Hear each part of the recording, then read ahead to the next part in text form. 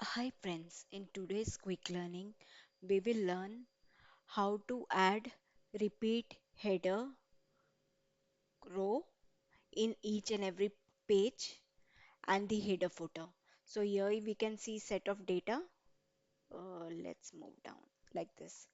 If you check the print preview for this, you will go to print page layout and from menu bar, click under page layout option and click under print tiles.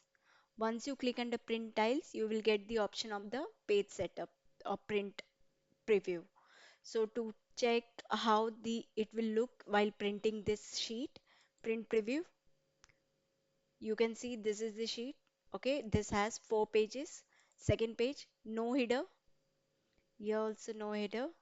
So to add those headers, you will click under page layout, same print tile. Then to add this row, you will click under repeat row to repeat at the top.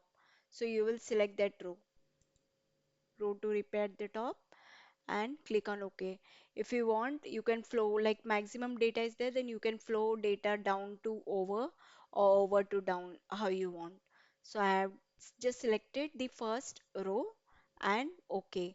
Before OK, if you want, you can click under print preview and check. First page. Next, you can see now columns are printed, not the column headers are printed on every page. You can go back,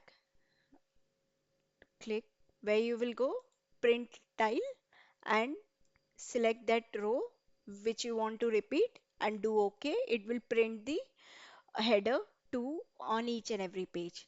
Now coming to the header and footer part, under header, if you want any page numbers, so you can select the page numbers. Page number 1, it will appear like if you click under print preview, this page number 1 will appear everywhere like this. Okay, now I'm just going back, same